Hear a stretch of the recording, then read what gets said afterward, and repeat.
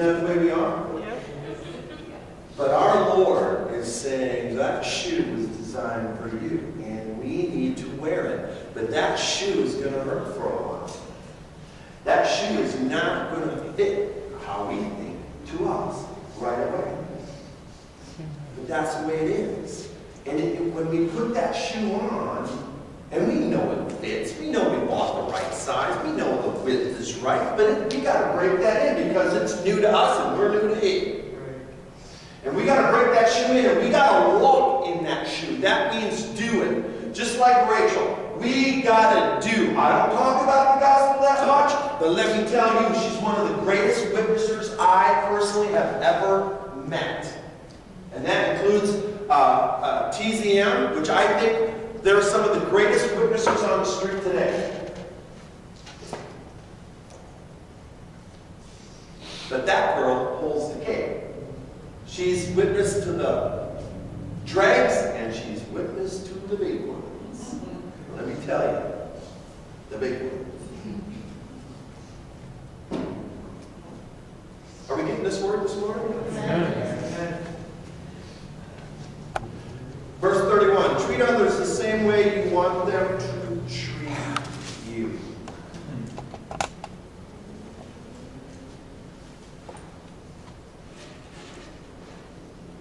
If you love those who love you, what credit is that to you?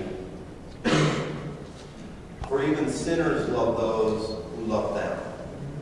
Now, understand this. It is easy to love some people, isn't it? It's just easy. They're easy people to love. Does that mean you shouldn't love them because it's no credit to you? What we're talking about here is just when the shoe fits and you're wearing it and it hurts a little bit, it's just got to fit in because you're not used to it. There was a day that I would not so much as serve a meal at the Salvation Army. I'm serious. I would not. Embarrassed. I love the Lord. I love Jesus.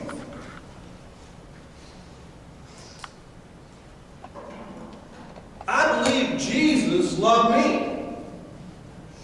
But I wasn't fitting that shoe.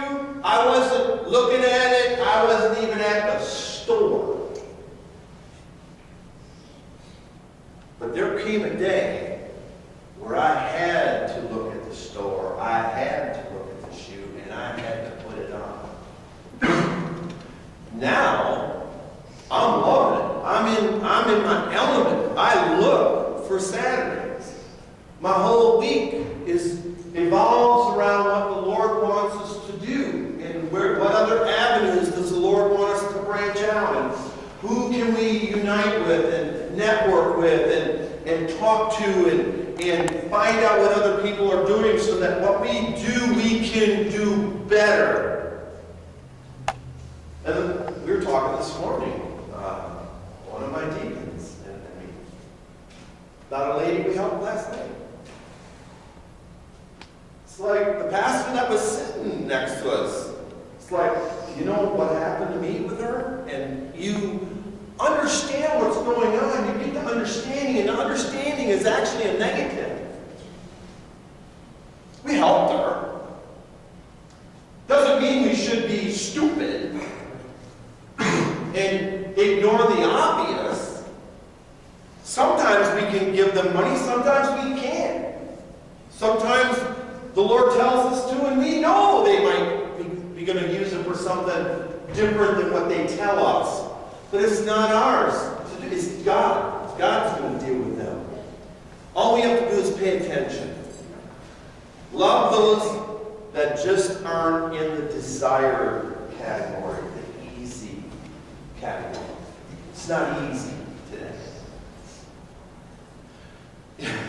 This hasn't happened because our cooks on Saturday are fantastic. And I have to sample the meal. There's no way that you can feed people without sampling. We have to make sure that it's going to be okay. You know. That's what Carolyn said. We have to make sure that So I know firsthand that the food is always great. So by saying that, I want to use this example, which has nothing pertaining to the meals we eat. But let's say you prepare a meal, and you've worked hard, and then you give it to somebody on Saturday, and they come up to the window and they go, "Can I have some salt? This is bland." That would and for a minute you go, "Oh dear." You want a grateful salt on it. Just for a minute. Just for a minute. But wouldn't you want, I know I don't even want to go there for just a minute. But for just a minute, I think, your arm out. Or I hope you have a lot of liquid soap to clean out in the bottom of your purse. Just for a minute. See, the Lord understands who we are.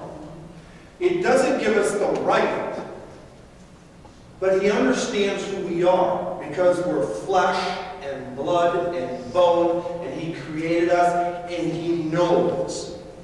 If He didn't know us, then why would He set up a passage to the Father who sits on the throne? Why would He set up a passage that we go through Jesus Christ and the blood and the understanding and the belief system that the Father raised Him from the dead? Why would He even set that up if He didn't know we needed it? He knew we were going to need it because He knew that all of us for a minute are going to be thinking this.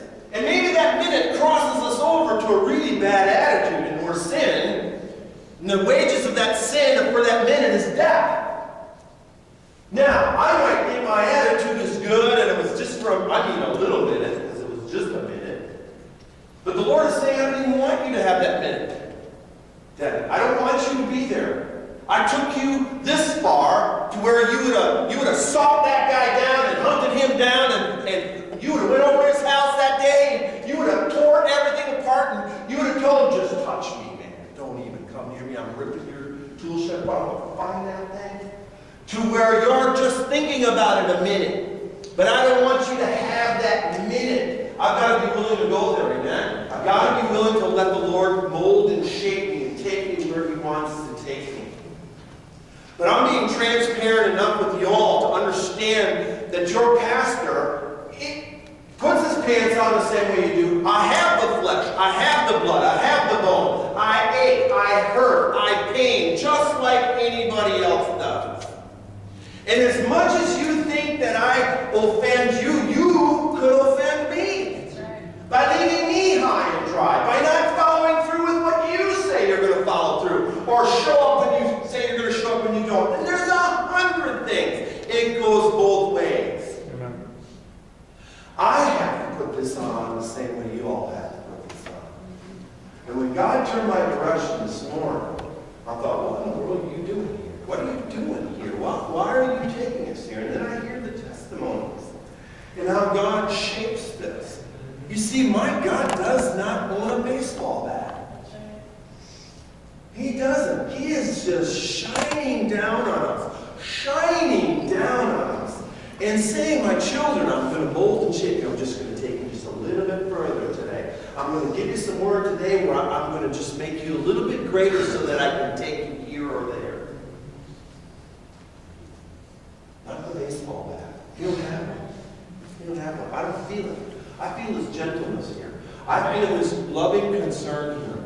I feel this word is saying, man, adhere to it, and you're going to have a better perspective of what I'm doing in this world, in your area, in your city, in your place of employment, where your feet take you.